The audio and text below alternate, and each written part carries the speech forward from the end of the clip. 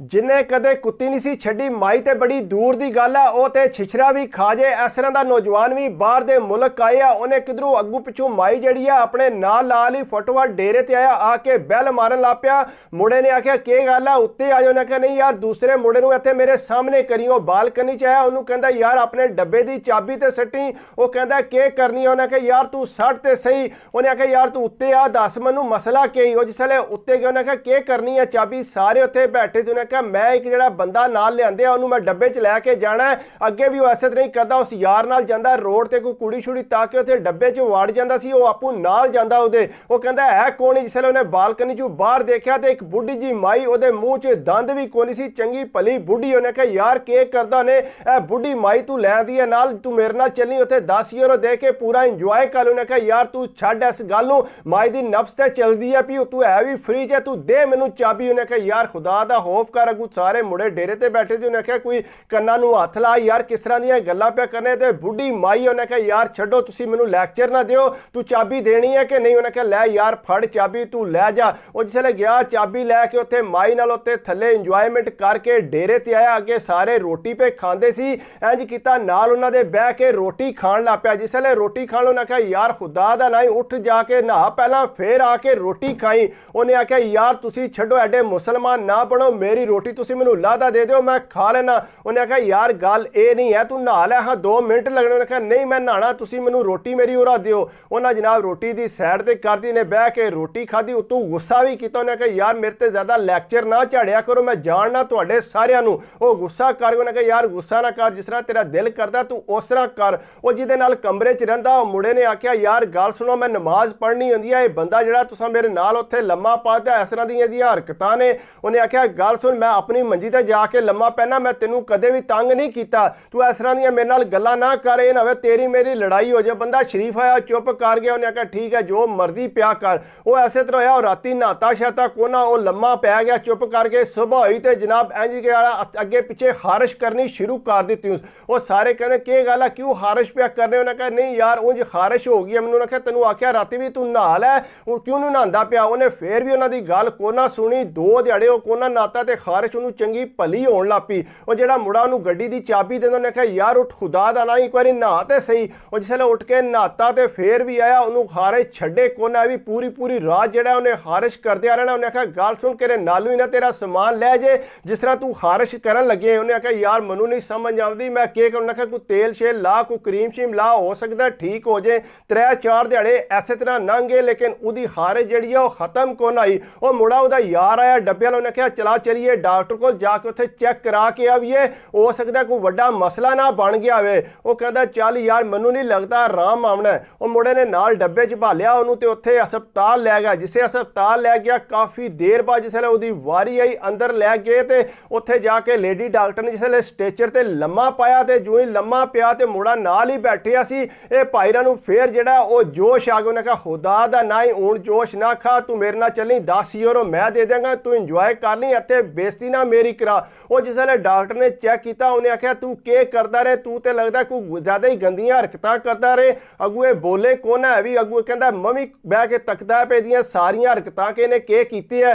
Doctor कहता तेरा तो बहुत ज़्यादा सीरीयस मसला होया तेनू तो दाखिल करना पैना है। वो डॉक्टर ने उन्होंने जिसले दाखिल किया तो दूसरे मुंडिਆਂ ਨੂੰ उन्हें दसिया कि यार इनू तो दाखिल कर लिया ने मैं जरा ठहर के आवांगा काफ़ी टाइम लग जाएगा। वो डॉक्टर ने इंज किया उस टाइम को लियादे पेपर शेपर के नाल 2 नर्सा लैंदियां उहदे सारे जिसम ते जिहड़ा ना पूरी उहदे मालिश की उन्हें। वो पता नहीं कोई क्रीम शीम लाई उन्हें क्रीम लाण तो बाद जिहड़ा उन्हें एक लीक्विड जिहा उहदे पूरे जिसम ते सटिया सट के ते उस तो बाद उन्होंने कहते हैं कि तू होइए फिलहाल जिहड़ा इत्थे रहना अगे पिछे उहदे प्लास्टिक ला दी। उन्हें कहा तेनू कोई बंदा टच ना करे है भी।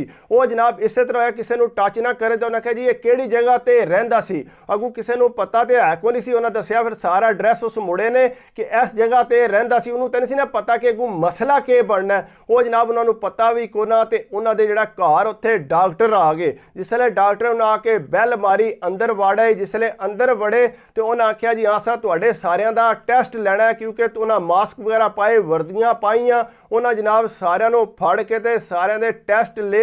उस तो बाद उन्हें आख्या तुसां घर चों बाहर नहीं जाना जिन्नी देर तक सानू टेस्ट की रिपोर्ट नहीं आउंदी।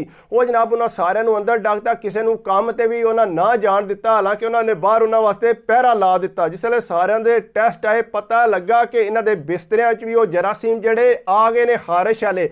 ਉਹਨਾਂ ਜਨਾਬ ਉਸੇ ਟਾਈਮ ਉਹਨਾਂ ਨੂੰ ਫੜ ਕੇ ਤੇ ਸਾਰਿਆਂ ਨੂੰ ਹਸਪਤਾਲ ਲੈ ਗਏ, ਸਾਰਿਆਂ ਨੂੰ ਉੱਥੇ ਦਾਖਲ ਕਰ ਲਿਆ। ਉਹਨਾਂ ਆਖਿਆ ਜਿੰਨੀ ਦੇਰ ਤੱਕ ਤੁਹਾਡੇ ਸਾਰਿਆਂ ਨੂੰ ਇਹ ਜਰਾਸੀਮ ਲੈਂਦਾ ਨਹੀਂ ਹੈ, ਇਤਨੀ ਦੇਰ ਤੱਕ ਅਸਾਂ ਤੁਹਾਨੂੰ ਇੱਥੋਂ ਜਾਣ ਨਹੀਂ ਦੇਣਾ। ਉਹ ਸਾਰੇ ਉਹਨੂੰ ਬਦਵਾਵਾਂ ਦੇਣ ਲੱਗ ਪਏ। ਉਹਨੇ ਕਿਹਾ ਯਾਰ ਇਹਨੇ ਕਿਹੜਾ ਕੰਮ ਕੀਤਾ, ਸਾਨੂੰ ਹੀ ਆਪਣੇ ਨਾਲ ਇਹਨੇ ਫਸਾ ਲਿਆ। ਉਹ ਜਨਾਬ ਇਸੇ ਤਰ੍ਹਾਂ ਹੋਇਆ, ਉਹਦਾ ਜਿਹੜਾ ਮਕਾਨ ਸੀ ਉਸ ਬੰਦੇ ਦਾ, ਉਹਦੇ 'ਚੋਂ ਸਾਰਾ ਉਹਨਾਂ ਫਰਨੀਚਰ ਵਗੈਰਾ ਜੋ ਵੀ ਕਲੀਨਾ ਸ਼ੀਨ ਹੈ ਸੀ ਸਾਰੀਆਂ ਉਹਨਾਂ ਪਾਈਆਂ ਟਰੱਕ 'ਤੇ ਚੁੱਕ ਕੇ ਗੰਦ ਹੀ ਸੱਟੀਆਂ। ਜਿਸ ਵੇਲੇ 5 ਦਿਨਾਂ ਬਾਅਦ ਸਾਰੇ ਘਰ ਆਏ, ਆ ਕੇ ਦੇਖਿਆ ਘਰ ਪੂਰਾ ਖਾਲੀ ਪਿਆ, ਨਾ ਉਹਨਾਂ ਦੇ ਕੱਪੜੇ ਪਏ, ਨਾ ਉਹਨਾਂ ਦੇ ਬੈਗ ਪਏ।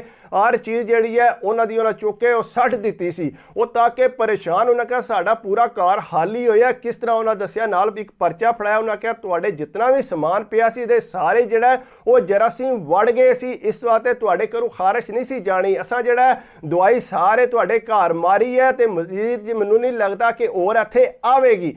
ਉਹ ਅੱਗੋਂ ਪਰੇਸ਼ਾਨ ਹੋ ਗਏ। ਉਹਨਾਂ ਕਿਹਾ ਜੋ ਕੱਪੜਾ ਜੋ ਗੱਦਾ, ਜ਼ਾਹਰੀ ਗੱਲ ਹੈ ਅਸਾਂ ਗੱਦੇ ਜਿਹੜੇ ਅੱਗੋਂ ਪਿੱਛੋਂ ਬਾਹਰੋਂ ਚੁੱਕ ਕੇ ਤੇ ਪਾਏ ਹੁੰਦੇ ਨੇ। ਉਹ ਕਹਿੰਦੇ ਹੁਣ ਅਸੀਂ ਕੀ ਕਰੀਏ। ਉਹ ਜਨਾਬ ਜਿਸ ਵੇਲੇ ਉਹ ਨੌਜਵਾਨ ਹੈ ਉਹਨੂੰ ਹੱਥ ਬੰਨ੍ਹਣ ਕਿਹਾ ਖੁਦਾ ਦਾ ਨਾ ਹੀ ਜਾਂ ਸਾਨੂੰ ਸਾਰਾ ਸਮਾਨ ਲਿਆ ਕੇ ਦੇ ਜਾਂ ਇੱਥੋਂ ਦਫਾ ਹੋ ਜਾ। ਉਹਨੇ ਆਖਿਆ ਮੈਂ ਕਿਧਰੇ ਨਹੀਂ ਜਾਣਾ, ਮੈਂ ਤੁਹਾਡੇ ਨਾਲ ਚੱਲਾਂਗਾ। ਵੀਕਐਂਡ ਤੇ ਬਾਹਰ ਗੱਦੇ ਪਏ ਉਹਦੇ ਨੇ, ਅਸੀਂ ਚੁੱਕ ਕੇ ਲੈ ਆਵਾਂਗੇ। ਉਹਨੇ ਆਖਿਆ ਭਾਈ ਤੂੰ ਰਹਿਣ ਦੇ, ਅਸੀਂ ਆਪੇ ਲੈ ਆਵਾਂਗੇ। 4-5 ਦਿਨ ਉਹ ਜਨਾਬ ਇਸੇ ਤਰ੍ਹਾਂ ਚਾਦਰਾਂ ਤੇ ਲੰਮੇ ਪੈਂਦੇ ਰਹੇ। ਉਸ ਤੋਂ ਬਾਅਦ ਜਿਹੜਾ ਆਸਤਾ ਤੱਕ ਕਰਕੇ ਕਿਰੂ ਗੱਦਾ ਲੱਭਾ, ਕਿਰੇ ਸੈਕਿੰਡ ਹੈਂਡ ਜਗ੍ਹਾ ਤੂੰ ਜਾ ਕੇ ਤੂੰ ਫੜ ਲਿਆਂਦਾ। ਇਸ ਤਰ੍ਹਾਂ ਕਰਕੇ ਉਹਨਾਂ ਚੀਜ਼ਾਂ ਪੂਰੀਆਂ ਕੀਤੀਆਂ। ਇਹਨੂੰ ਆਖਿਆ ਭਾਈ ਖੁਦਾ ਦਾ ਨਾ ਹੀ ਹੁਣ ਇਸ ਤਰ੍ਹਾਂ ਦਾ ਕੰਮ ਨਾ ਕਰੀ, ਇਹ ਨਾ ਆਵੇ ਕਿ ਕੰਮ ਜ਼ਿਆਦਾ ਸੀਰੀਅਸ ਹੋ ਜਾਏ, ਸਾਨੂੰ ਹੀ ਸਾਰਿਆਂ ਨਾਲ ਕੋਈ ਬਿਮਾਰੀ ਲਾ ਦੇ। ਸਾਨੂੰ ਤੇ ਲੱਗਦਾ ਤੈਨੂੰ ਬਿਮਾਰੀ ਲੱਗੀ। ਉਹਨਾਂ ਨੇ ਕਿਹਾ ਬਿਮਾਰੀ ਮੈਨੂੰ ਕਿੱਥੋਂ ਲੱਗੀ ਹੈ, ਡਾਕਟਰ ਨੇ ਸਾਰੇ ਮੇਰੇ ਟੈਸਟ ਕੀਤੇ ਨੇ। ਉਹ ਜਰਾਸੀਮ ਆ, ਮੇਰੀ ਤੋਬਾ ਜੇ ਅੱਜ ਤੋਂ ਬਾਅਦ ਮੈਂ ਕਿਸੇ ਮਾਈ ਨੂੰ ਹੱਥ ਲਾਵਾਂ। ਉਹਨੇ ਕਿਹਾ ਮਾਈ ਹੁੰਦੀ ਤੇ ਫੇਰ ਵੀ ਹੋਰ ਗੱਲ ਸੀ, ਉਹਦੇ ਮੂੰਹ ਤੇ ਦੰਦ ਵੀ ਕੋਈ ਨਹੀਂ ਸੀ, ਉਹਦੀ ਤੈਨੂੰ ਨਜ਼ਰ ਨਹੀਂ ਸੀ ਆ ਰਹੀ ਸੂਰਤ ਹਾਲ, ਤੂੰ ਅਜੀਬ ਹੀ ਬੰਦੇ। ਉਹਨੇ ਆਖਿਆ ਯਾਰ ਮੈਂ ਤੁਹਾਨੂੰ ਪਤਾ ਆਪਣੇ ਪਿੰਡ ਵੀ ਪੂਰੀ ਯਾਸ਼ੀ ਕਰਦਾ ਰਿਹਾ, ਜੋ ਮੈਨੂੰ ਲੱਭਾ ਮੈਂ ਕਦੇ ਛੱਡਿਆ ਨਹੀਂ ਸੀ ਹੈ, ਲੇਕਿਨ ਮੈਨੂੰ ਨਹੀਂ ਸੀ ਪਤਾ ਕਿ ਇਤਨਾ ਵੱਡਾ ਮਸਲਾ ਬਣ ਜਾਏਗਾ। ਮੈਂ ਤੁਹਾਡੇ ਕੋਲ ਮਾਫੀ ਚਾਹਨਾ, ਅੱਜ ਤੋਂ ਬਾਅਦ ਤੁਹਾਨੂੰ ਜਿਹੜਾ ਕੰਪਲੇਨ ਨਹੀਂ ਆਵੇਗੀ। ਲੇਕਿਨ ਉਹ ਆਪਣੀ ਹਰਕਤਾਂ ਤੋਂ ਕਦੋਂ ਬਾਜ਼ ਆਉਂਦਾ, ਫੇਰ ਵੀ ਉਹ ਆਪਣੇ ਯਾਰ ਨੂੰ ਨਾਲ ਫੜਦਾ ਹੈ। ਉਹਨਾਂ ਦਾ ਫੜ ਯਾਰ ਡੱਬਾ ਛੱਡ ਪਰਾਂ, ਉਹ ਭੁੱਲ ਭੱਲ ਗਿਆ ਸੀ ਹਰ ਚੀਜ਼।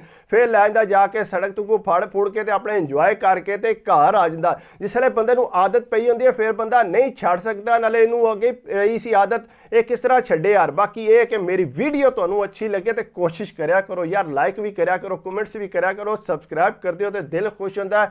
ਬਾਕੀ ਦੁਆਵਾਂ 'ਚ ਯਾਦ ਰੱਖਿਆ ਕਰੋ, ਆਪਣੀ ਸਿਹਤ ਦਾ ਖਿਆਲ ਰੱਖਿਆ ਕਰੋ। ਅੱਲਾ ਹਾਫਿਜ਼।